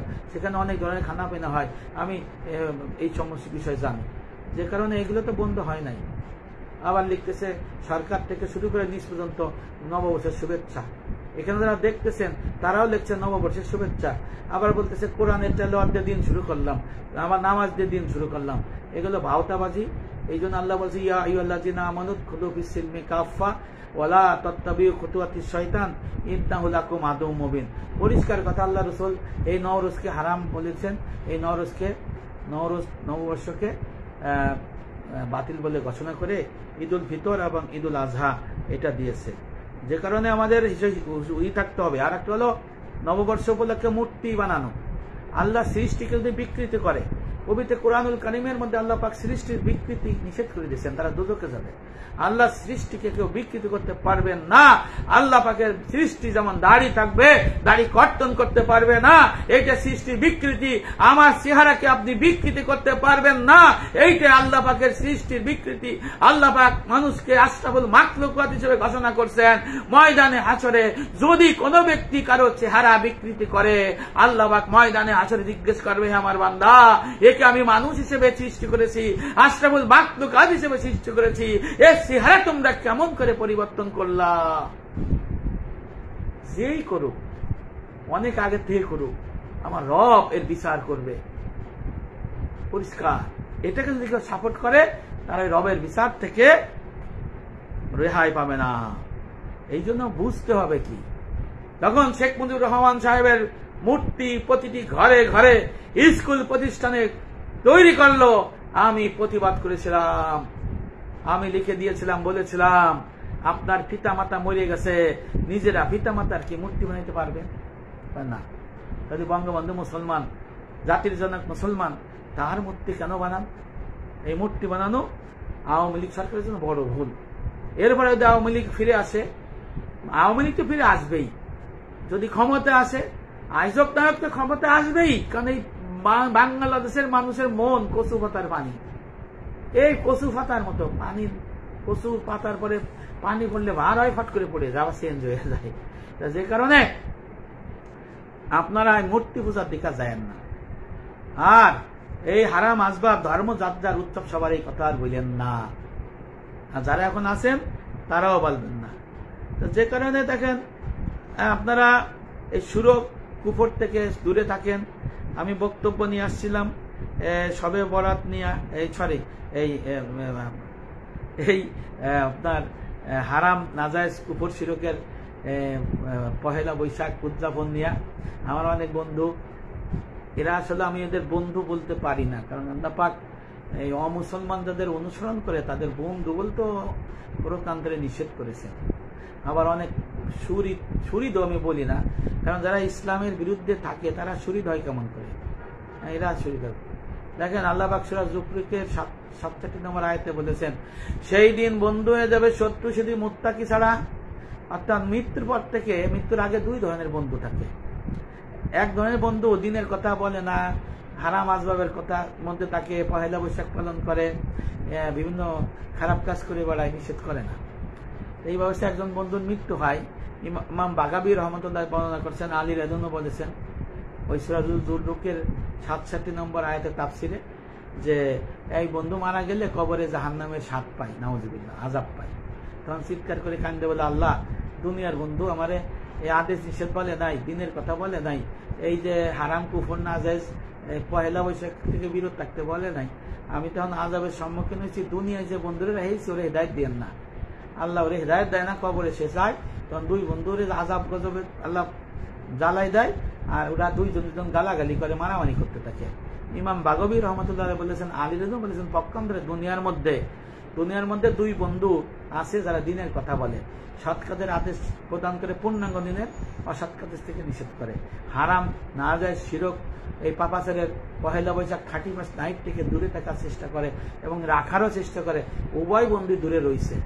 আবার আল্লাহর পরিপূর্ণ দিন সিলমে কাফা, ইয়া আইয়ুহাল্লাযিনা আমানু খুলু ফি সিলমি কাফা, পরিপূর্ণ দিন ইসলাম, যে এর মধ্যে যারা থাকবে, ওই বন্ধু দুই বন্ধু যদি তারা থাকে, পরস্পর থাকে, একজন মারা গেলে আল্লাহু আকবার আল্লাহু আকবার, সেই ইমানের শেষ মৃত্যু হবে, দিনের পরে মৃত্যু হবে, কবরে জান্নাতে নাজ নিয়ামত পাবে। তখন সেই বন্ধু খুশি আল্লাহ রে বলবে, হে আমার রব, দুনিয়ার মধ্যে আমার এই বন্ধু আমাকে দিনের কথা বলছিল, হারাম নাজায়েজ কুফর শিরকের এই পহেলা বৈশাখ থেকে দূরে থাকার কথা বলছিল, এই শিরকি আকীদার এই যে অমঙ্গলের যাত্রা, এই বর্ষবরণের যাত্রা, বান্দর পেঁচা শামুক ঝিনুক মানুষের মূর্তি বিকৃতি করে বানানো থেকে দূরে থাকার কথা বলছিল, আমি দূরে ছিলাম, আল্লাহ আপনার আদেশ দিচ্ছে আমি পালন করছি, কোনো হারাম কাজ করি নাই, হ্যাঁ পরিপূর্ণ দিনের মধ্যে ছিলাম। তাহলে তখন ওই লোককে হেদায়েতের পরে রাইখে সে মৃত্যুবরণ করে যার এক বন্ধু, তখন বলে যে দুই বন্ধুর কবরে দেখা হয় রূহ, তখন দুই বন্ধু ভারী খুশি। ওই বন্ধু বলে তুমি উত্তম বন্ধু, ওই বন্ধু বলে তুমি উত্তম বন্ধু। এই সূরা যুকরিকের 67 নম্বর আয়াতের তাফসীর খুলে দেখেন, তাফসীর ইবনে কাসির, তাফসীরে মারুফুল কোরআন, তাফসীরে রুহুল মাআনি, তাফসীরে জালালাইন শরীফ, তাফসীরে আনোয়ারুল কারীম, তাফসীরে তাহাজুল কারীম, তাই খুলে দেখেন, আছে না নাই? তাফসীরে মারুফুল কোরআন। এই আমারটা এই যে বললাম না, আইডিয়া আছে। তাহলে আমি কেন বলি, ওই যে দুই বন্ধু যদি কেউ শুনে হবে, আবার জান্নাতের মধ্যে দুই বন্ধুর জন্য বিশাল বাড়ি হবে। হ্যাঁ, যে বন্ধু দিনের কথা বলছে আর এক বন্ধু শুনছে, দিনের জন্য মহব্বত করছে, দিনের জন্য শত্রুতা করছে, এদের জন্য আল্লাহ পাক বিশাল নাজ নিয়ে বাড়ি তৈরি করবে, এদের জন্য আল্লাহ পাক গিফট দেবে, পুরস্কার দেবে। কোথায় দেবে? সে জান্নাতে। সুবহানাল্লাহ। ময়দানে আসরে এই বন্ধু যারা দিনের কথা বলে শুনে, এদেরকে আল্লাহ পাক আরশের সামনে বিশাল কুরসি দিয়ে বসাবে। আল্লাহু আকবার। তখন বলা নবী রাসূলুল্লাহ যায় দেখবে কিছু লোক আল্লাহর আরশের সামনে ময়দানে আসরে বিশাল কুরসির উপরে বসা। তখন বলবে, হে আমার রব, কেউ কোনো নবী সাহস পাবে না। বলবে দাউদ আলাইহিস সালাম, বলে হে আমার রব, এরা কারা? এরা নবীও না, রাসূলও না, এরা এত বড় কুরসিতে বসে আছে। আমার আল্লাহ বলবেন, এরা হলো আমার নবী মুহাম্মদ, আমার হাবিব মুহাম্মদ সাল্লাল্লাহু আলাইহি ওয়াসাল্লামের উম্মত, যারা দিনের জন্য একে অপরকে ভালোবাসছিল, দিনের জন্য মহব্বত করছিল, দিনের কথা বলছিল। এই দুই বন্ধুদের আমি ওয়াদা করছিলাম আল্লাহ আমার হাবিবের মাধ্যমে তাদেরকে আমি সম্মানিত করব। এই জন্য আমার সামনে আজকে আপনারা আসার আগে এদেরকে আমি বড় বড় কুরসি দিয়া বসা রাখছি, মাথায় নূরের তাজ দিয়ে বসা রাখছি। সুবহানাল্লাহ। তাহলে দেখেন, তারা ময়দানে হাসের কবরে মৃত্যুর সময় এই দিনের কথা যারা বলবে, শুনবে, পালন করবে, পূর্ণাঙ্গ দিন সিলমি কাফা, হ্যাঁ, তারা তার ইমানের শেষ মৃত্যু হবে, কবরে তারা নাজ নিয়ামত পাবে জান্নাতের। আবার ময়দানে আসরে হাউজে কাউসারে বসবে এই বন্ধু। আবার আল্লাহ পাকের কি, আল্লাহ পাকের সামনে কুরসি স্থাপিত হবে, বিশাল কুরসি, সম্মানিত কুরসি। সেই কুরসি মোবারকে এই ব্যক্তিদের বসানো হবে নবী রাসূল যাওয়ার আগেই। সুবহানাল্লাহ, আল্লাহু আকবার। এবং এদেরকে ময়দানে হাসরে পুল সিরাতে যখন যাবে তখন এদের অন্যরকম মর্তবা দেবে, এক নিমিষে পার হবে এবং জান্নাতের মধ্যে এদেরকে আলাদাভাবে মর্যাদা করবে। শুধু দিনের কথা বলার জন্য, দিনের কথা শোনার জন্য জান্নাতুল ফিরদৌস, যে 8টা জান্নাত, এই একটা জান্নাত দেবে এদেরকে জান্নাতুল ফিরদৌস। কাদের দেবে? যারা পরিপূর্ণ দিনের এলেম বিতরণ করে, শিক্ষা দেয়, আমল করে, পরিপূর্ণ দিনের মধ্যে যে আদেশ নিষেধ বলে এবং নিষেধ করে এবং আমল করানোর চেষ্টা করে, এদের জন্য হচ্ছে জান্নাতুল ফিরদৌস, সর্বশ্রেষ্ঠ জান্নাত। সুবহানাল্লাহ। আর যারা করবে না তাদের জন্য কি? জাহান্নাম, অনন্তকাল জাহান্নাম থাকবে। তাহলে এই যে আমরা যে বৈশাখ পালন করি, এর থেকে দূরে সরে আসতে হবে। কেন আপনারা বুঝতেছেন না? যদি কোনো পীর সাহেব বৈশাখী ভাতা খায়, সে পীর থাকবে না। যদি কোনো পীর সাহেব, আলেম সাহেব বৈশাখী ভাতা খায়, সে আলেম থাকবে না। যদি কোনো মুসলমান বৈশাখী ভাতা খায়, সে হারাম খাইল। এই মাসলা পরিবর্তন ভুয়া বাউতামি করে করা যাবে? হারামের আসবাব হারাম। দেখেন, আমাকে একজন আমাদের ভাটিয়াপাড়া প্রধান শিক্ষক জাহিদ স্যার আমাকে একটা প্রশ্ন করছিল যে হিন্দুদের বাড়ি খাওয়ার মাসলা কি। আমি গভীরভাবে চিন্তা করলাম, ওইতে লেখাটা দেখলাম কিতাবেও আছে। বললাম হিন্দু ও মুসলমানদের বাড়ির খাবার খাওয়ার তিনটে ধরন আছে। এক ধরন হলো যে হিন্দুদের বিবাহ, বলে যে বিবাহ শাদীর খাওয়া এটা মুসলমান রান্ধে এবং মুসলমান হোটেলে খায়, এই খাওয়া তো জায়েজ, অনেকে বলে। আমি বলছি না, এই খাওয়া হারাম, শিরক। কেন? বলে হিন্দুদের বিবাহই তো অবৈধ এবং বিবাহের সময় ওখানে পূজা করা হয়, এই অনুষ্ঠানের উপলক্ষে খাওয়ানো হয়। তাহলে এই যে হারামের আসবাব হয়েছে, হারামের শিরকের আসবাব আছে, সেই আসবাব, শিরকের আসবাব সমৃদ্ধ খাবার হারাম, সে মুসলমান রান্ধুক আর হিন্দু রান্ধুক। ক্লিয়ার? এবার আসেন, বলা হয়েছে যে আমরা যে বিভিন্ন হিন্দুদের ওই যে পূজায় যায় খাবার খাই, এইটার বিধান কি? বললাম এটা শিরকের খানা, এটা খানা যাবে না, হারাম। আর একটা বলছে হিন্দুদের, আবার বললাম হিন্দুদের বাড়ি দাওয়াত যদি হারাম আসবাবের কেন্দ্র করে দাওয়াত হয়, দাওয়া খাওয়া হারাম। হিন্দুদের বাড়ি যদি কেউ এমনি দাওয়াত দেয় না, ছেলে আসলো বাইরের থেকে বা বললো যে আপনাকে আমি খাওয়াবো, তাহলে এর মর্ম হলো এই খানাটা খাওয়া যাবে, তবে দুটো জিনিস আছে। যদি মুসলমানের থেকে কিনে এনে খাওয়াই, ক্লিয়ার, আর নিজে যদি রান্ধে গোস্ত খাওয়া যাবে না, হ্যাঁ, মাছ আর সবজি খাওয়া যাবে। তাই অধিক তাকওয়াদারি পরেশগারির জন্য না খাই উত্তম। এই হলো হিন্দু ও মুসলমানদের বাড়িতে খাওয়ার মাধ্যম। কারণ আপনারা যারা শুনতেছেন তারা কয়জন আছেন যে হিন্দু বন্ধুর বিয়াতে যে খাইছেন, তারা হারাম খাইছেন? হ্যাঁ, হিন্দু বাড়ির বিয়েতে মুসলমান যারা খাইছেন হারাম খাইছেন। কেন খাইছেন? ওই বিয়েটাই ইসলাম ধর্মে অবৈধ। ওই বিয়ের মধ্যে দেখবেন ওই যে কলা পাতা দিয়ে, কলা গাছ দিয়ে পূজা করা হয়, ওখানে ওই যে থাকে, কি কয়, ঠাকুর থাকে, সেখানে শিরক আসবাবের পূজা করে, হ্যাঁ, পূজা করে ওর মধ্যে বিয়ে সম্পন্ন হয়। তাহলে সেটাকে শিরক না, এই উপলক্ষে খানা দেয়, সে খানাকে হারাম না হালাল হবে? আপনি নিজেই চিন্তা করেন, হারাম। হিন্দুদের বাড়িতে মুসলমানদের বিয়ে খাওয়া হারাম। ক্লিয়ার? খাইতে পারবেন না, নামাজ কবুল হবে না। এরপরে আসেন, দেখেন আর একটা হলো যে ওই যে ওদের পূজা অনুষ্ঠানে খাওয়া যাবে কিনা। না, অনুষ্ঠানই তো শিরক, এখানে আবার খাওয়া কি? যদি আপনার মুসলমান একটা খানা কিনে দেয়, ওটাও ওই শিরকের আসবাব, খানা খাওয়া যাবে না। আবার হিন্দু বাড়িতে এমনি যদি খানা খাওয়ায়, সেটা খানার প্রকার ভেদ হলো দুইটা, একটা নিজে রান্না করবে, না মুসলমান রান্না করে খাওয়াবে। মুসলমান যদি রান্না করে কোনো অনুষ্ঠান ছাড়া এমনি সৌজন্য, সেই খানা খাওয়া যাবে। আর যদি হিন্দু রান্না করে তাহলে শুধু মাছ খাওয়া যাবে, সবজি খাওয়া যাবে, কিন্তু গোস্ত খাওয়া যাবে না, কারণ যে জবাই এটা হারাম। তাহলে হিন্দুদের বাড়িতে খাওয়ার মাসলা হলো তিনটে। আপনারা এখানে অনেকেই সেটা জানেন না, আজকে আপনাদের জানিয়ে দিলাম। পরিপূর্ণ দিনের ছাত্র না হইলে, মুহক্কিক আলেমের ছাত্র না হইলে কেউ এলেম এই মাসলা বুঝতে পারবে না। এটা অনেক সূক্ষ্ম বিষয়, যে কারণে এখন থেকে এই হিন্দুদের বিবাহ খাওয়ার, হ্যাঁ, এই যে জিব্বাই ধার, নববর্ষের ওই যে ইসির মতো, কি কয়, ইলিশ খাওয়া, পান্তা খাওয়ার মতো, এটা আপনাদের ভুলে যেতে হবে। এই জন্য যে বলছিলাম যে নববর্ষের যে বৈশাখী ভাতা, তা আপনি নিশ্চেন আমি অনুষ্ঠান করে নববর্ষের অনুষ্ঠান করব, অনুষ্ঠান করে আমি খাবো। কারণ আপনি আমারে বললেন, লিখে দিয়েছে অনেকে, লিখে দিয়েছেন অনেকে যে আমি তো নববর্ষের জন্য এটা খরচ করব না, আমি মসজিদে দেব। আচ্ছা, আপনারা কি আল্লাহ এবং রসুল শরীয়তে বলছে হারাম জিনিস মসজিদ দেওয়ার জন্য? ভাই, মসজিদে হারাম জিনিসের কোনো কিছু দেওয়া নিষেধ। হ্যাঁ, আপনি যদি দেন তাহলে আপনি দোজখে যাবেন। মসজিদে যদি ঘুষ খাইয়ে মসজিদ বানায়, ওই লোকের ওই মসজিদ নামাজ হবে না, সে দোজখে যাবে। ভালো করে বুঝে দেন, ঘুষ কর সুদ কর যদি মসজিদ বানায়, ওই সুদ কর ঘুষ কর দোজখে যাবে এই মসজিদ বানানোর জন্য। কারণ আল্লাহ পবিত্র, আল্লাহ পবিত্র জিনিস গ্রহণ করে। আপনি জোর করে মসজিদ বানাই দিলেন, মাদ্রাসা বানাই দিলেন, তাহলে আপনি সওয়াব পাবেন। যদি সওয়াব কামনা করেন তাহলে আপনি কাফির হয়ে যাবেন, মুসলমান থাকবেন না। এই জন্য দেখেন, রেলের জায়গায় যদি কেউ মসজিদ করে, সরকারি জায়গায় যদি কেউ মসজিদ করে, অপরের জায়গা দখল করে দিয়ে মসজিদ করে, সে দোজখে যাবে।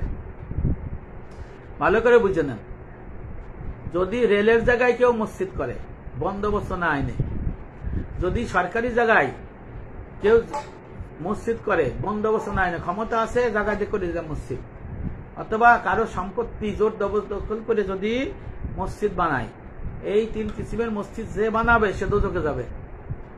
তার তো দরজা হবে না যতক্ষণ এই মসজিদ না সরাই দিবে। সে ওই মসজিদে যত টাকা দিবে সব দোজখের আসবাব হবে। আর মাসলা হলো, যারা জানে না, অন্যরা যদি নামাজ পড়ে নামাজ হবে, কিন্তু ওই লোকের নামাজ হবে না। এখন কি হয় সমাজে, আমি সুদ খাই, ঘুষ খাই, হারাম খাই, হ্যাঁ, মাগিবাজি ফাঁকিবাজি করি, টাকা সম্পদ বানাইছি, হারাম মিরাজ দাদার সম্পত্তি মাইরে দিয়ে, হ্যাঁ, আমি বেচে নিয়ে আমি মসজিদটা বানাই দিলাম, আর এক চাচারে ঠকাইয়া নাকি এই বেটার আবার মসজিদের মতো আল্লি হবে। হ্যাঁ, দোজখে যাবে, দোজখে যাবে, দোজখে যাবে। আরো সাধ্য নাই তারে জান্নাতে নেওয়া। পরিষ্কার। পৃথিবীর সমস্ত আলেমদের এই মাসলায় আমি চ্যালেঞ্জ করলাম, সমস্ত আলেমদের এই মাসলার আমি চ্যালেঞ্জ করলাম যে সরকারি জমি, রেলের জমি, কি কয় যে রোডসের জমি, তারপরে অপরের জমিতে যদি কেউ মসজিদ বানায়, আবার যদি কেউ সুদের টাকা দিয়ে মসজিদ বানায়, আবার ঘুষের টাকা দিয়ে মসজিদ বানায়, সে দোজখে যাবে। ওই মসজিদে ওই ব্যক্তির নামাজ কবুল হবে না, অন্যদের হবে কিন্তু ওর হবে না। এই মসজিদে বড় ডেভেলপ করে টাকা ব্যয় করাও গুনার কাজ, কারণ সম্পত্তি তো হারাম। আল্লাহ কি হারাম জিনিস গ্রহণ করে? বলেন, আল্লাহ পবিত্র, পবিত্র গ্রহণ করে। এই জন্য আশরাফি থানভী রহমতুল্লাহ বলছেন যে ছোট্ট 20 ঘরের মতো মসজিদ হোক, আমার অট্টালিকার দরকার নাই, হারাম আসবাবের টাকার দরকার নাই, টিনের চলে মসজিদ হোক, সোনা ঘরের মসজিদ হোক, মসজিদ নববীর মতো মসজিদ হোক, আমার বিরাট দেহার মসজিদ নাই, অধিক মসজিদ কিয়ামতের আলামত। অধিক মসজিদ, চাকচক্যময় মসজিদ হইলে আল্লাহ রসুল বলছে কিয়ামত আসবে। তা আপনারা এই যে মসজিদ সাজাইতেছেন প্রতিযোগিতা দিয়ে, এটা কিয়ামত কেটাই কেনা হইতেছে, এ মাসটা কয়জন জানে? তাই সত্য কথা যদি বলেন তাহলে আপনারা অনেকে ভুল বুঝতে পারেন, কিন্তু আপনাদের এই ভুল বোঝাটা দূর করার জন্যই আমাদের চেষ্টা, আমার চেষ্টা। এই জন্য ভাই, যারা আজকে পহেলা বৈশাখ করছেন তাদের উপায় কি? তারা নামাজ তওবা করবেন। তওবা মানে কি? তওবা মানে ছেড়ে দেয়া, আর করতে পারবেন না এই কাজ। হ্যাঁ, আল্লাহর হক থাকলে সেটা ফেরত দিবেন, বান্দার হক থাকলে ফেরত দিবেন, সম্পত্তি মারে থাকলে ফেরত দিবেন। দাদার সম্পত্তি যদি আপনার ওই যে কি, ওই যে দলিলের মাধ্যমে নিজেরা খান, এইটাও ওই দলিল বাতিল। কোরআনের ভাষায় কিন্তু জীবিত অবস্থায় কোনো ছেলে মেয়েকে বঞ্চিত করে অপর ছেলে মেয়েকে লিখে দেয়া, ওসিয়ত করা, আল্লাহ পাক সূরা নিসার 12 নম্বর আয়াতে হারাম করে দিছে। ক্লিয়ার? এই হারাম সম্পত্তি কিয়ামত পর্যন্ত হারাম থাকবে। এই মাসলা কয়জন জানে? কয়জন? কে বলবে বলে? আপনারা এই জিনিসটা বুঝতে, আপনারা মাহফিল করেন, আমাদের ওই যে চটকদার জায়গা, তারা কি করে? হাসায় কান্দায় টাকা কালেকশন করে যায়। আরে ভাই, তাকে দিয়ে এই মাহফিল করলে কি আপনার মঞ্জিলে মকসুদ পৌঁছাইতে পারবেন? আপনার মাহফিল করবেন, হারাম কি তার থেকে বাইরে থাকতে হবে, হালাল কি তার গ্রহণ করতে হবে, আদেশ কি সেটা গ্রহণ করতে হবে, নিষেধ কি বাইরে থাকতে হবে, পরিপূর্ণ দিন কি, এলেম কি, এটা শিক্ষা করে আমাকে যারা কেম করতে হবে, এগুলো আপনার মাহফিল। আর মাহফিল যদি টাকা কামানোর উদ্দেশ্য করেন, হ্যাঁ, সেই মাহফিলে কোনো কাজ হবে না।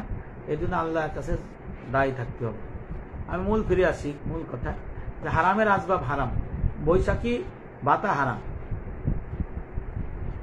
এর কোনো ছলাকলা নাই। কোনো আলেম যদি বলে খাওয়া যায়, আলেম হলে মানে কি বলবো, সে আলেম নামে জাহের, এরা আল্লাহর সাথে প্রতারণা করতেছে। রসুল যেখানে বলছে নওরোজ করা যাবে না, বাতিল, সে নওরোজ উপলক্ষে আপনি বাতা খাবেন, এটা কি সম্ভব? বলেন আপনারা। নবী বলছে আমি পহেলা বর্ষবরণ আমি বাতিল ঘোষণা করলাম আল্লাহর হুকুমে, এর বাদে ঈদুল ফিতরের আজা দিলাম। এখন কার বাপের সাধ্য আছে এই নবীর বাতিল করা জিনিসের বাতা খাওয়া? নবীর সাথে যুদ্ধ করা কিনা, আল্লাহ শরীয়তের বিরুদ্ধে যুদ্ধ করা কিনা? এই মাথাটা আসে না, খালি বই খুঁজেন। কোন বেটা কইছে পহেলা বৈশাখের বাতা খাওয়া হালাল আছে কিনা, কোন বেটা কইছে? আরে বেটা খাওয়ার দরকার কি? আপনি এইটা বুঝেন না কেন?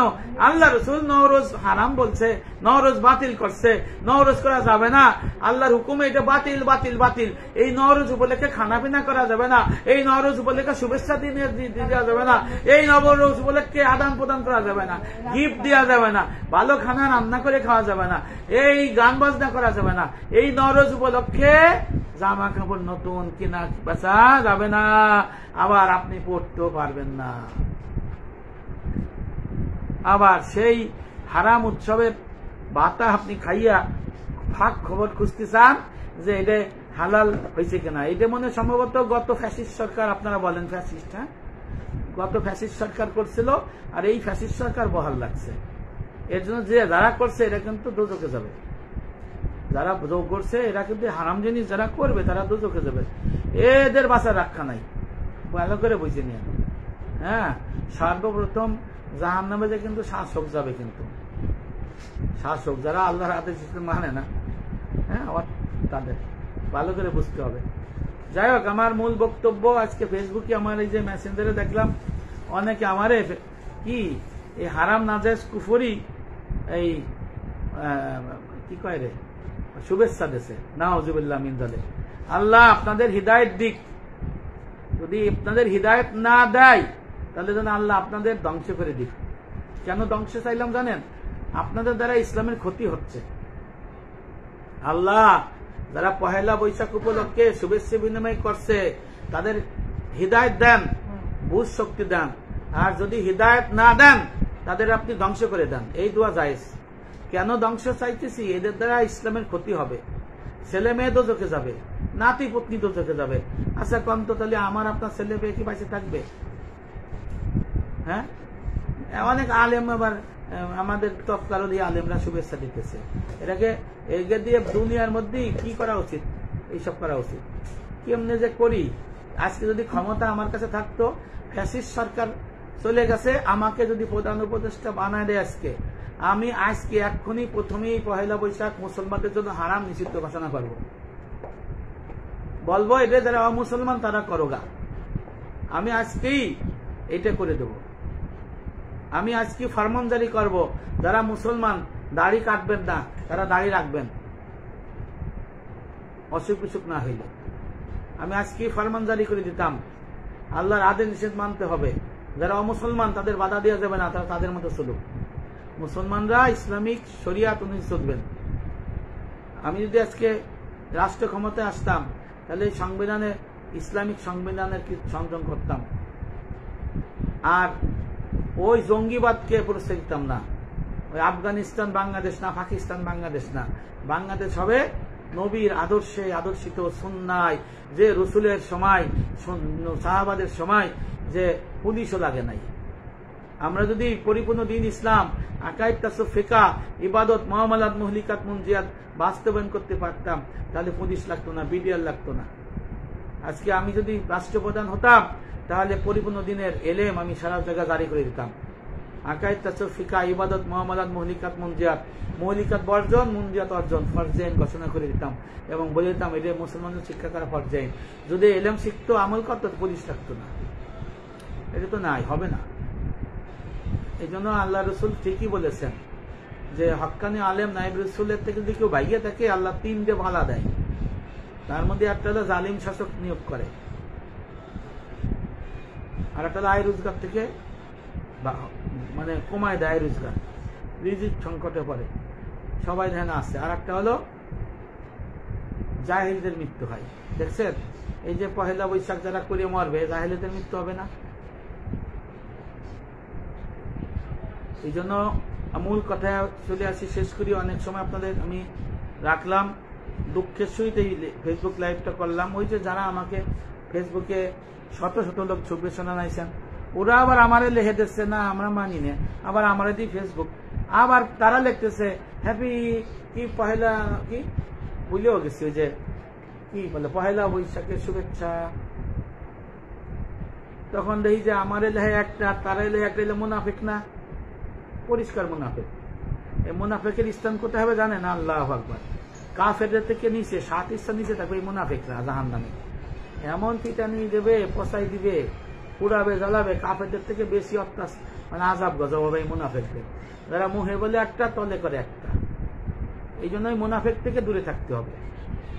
মুখে বলবে একটা, অন্তরে একটা। বলতেছে আমি পরিপূর্ণ দিন মানি, কিন্তু সে মানে না। আবার বলতেছে আমি ওই পহেলা বৈশাখ মানি না, আবার দেখি যে হেই লাহে মানি। আবার আর একজন শুভেচ্ছা লেখছে শুভেচ্ছা, শুভেচ্ছা। আমি অনলাইন ব্যবহার করে আমি দেখি, তাহলে কি মুনাফিক না? দেন কত গুনাহ করলো। এমনি নববর্ষ পালন করেছে মুসলমান থেকে খারিজ হওয়ার পথে, নওরোজ আল্লাহ রাসূলের বিরুদ্ধাচরণ করে। আবার সে একদিকে বলতেছে মানি না, আবার সেটাকে নববর্ষের শুভেচ্ছা লিখে দিতেছে, বলে দিতেছে। আবার খোঁজ নিয়ে দেখা যায় বাড়িতে তারা ইলিশ মাছও বানাইছে, পটল দিয়ে পান্তাও খাচ্ছে। আবার ছেলে মেয়েরে নববর্ষ লেখা জামাও কিনে দিচ্ছে, আবার ঘুরতেও গেছে। এই মুসলমান, এরা মুসলমান না। মুসলমানের তো নাম তো কাটা। শেষ কথা বলি, আল্লাহ পাক সূরা বাকারা 208 নাজিল করছে যে পরিপূর্ণ দিন দাখিল করো, এই কারণে যে তখন কিছু লোক মানতো, কিছু লোক মানতো না, একটা মানতো একটা মানতো না। আল্লাহ পাক এটা দেখলেন, বুঝলেন, তখন ইয়া আইয়ুহাল্লাযিনা আমানু দুখুলু ফিস-সিলমি কাফা ওয়ালা তাত্তাবিউ খুতুওয়াতিশ শয়তান ইন্নাহু লাকুম আদুউম মুবিন।